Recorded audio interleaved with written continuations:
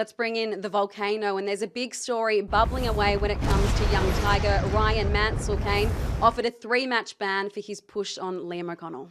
Yeah, Sarah, I get pretty upset with things like this when the AFL changed the rule mid-season and you've done all your planning, you've done all your pre-season training, you understand what the rules are, and just because a few people in the media squeal about this goes from 0 in the pre-season and in rounds 1 and 2 to 3 weeks now. Now, all Mansell is doing there is what forwards have done for many, many years, positioning himself at the front. He doesn't understand that someone's coming with force. He's not trying to hurt anyone there. You could argue that Tom Lynch was clumsy, but that's what forwards have done for many, many years. And to think that goes from 0 to 3 because there's been a little bit of angst from people in the media just staggers me. And I saw one at the Adelaide Oval today, which was worse, but will get no suspension because there was no concussion. Luke McDonald pushes Darcy Fogarty into his big ruckman with more force there than what Mansell did. But just because Fogarty is hurt in the ribs and not in the head, there'll be no case to answer. So we are only penalising the result of the action.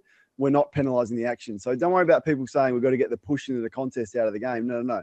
It's only we've got to get the push into the contest if someone gets concussion out of the game. And I'm confused. And I just feel like Rhyan Mansell has been really hard done by. How do you see it?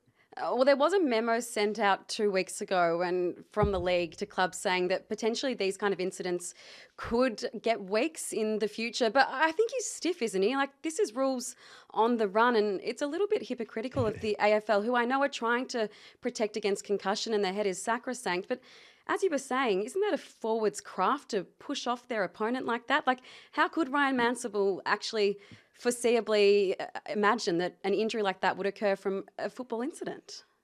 Yeah, he doesn't. And there was, he didn't mean to do that or hurt anyone. It's just what forwards have been doing for many, many years. So the AFL are happy for knees to go into the back of heads, or like Josh Rochelle to potentially get internal injuries from a knee to the kidney today.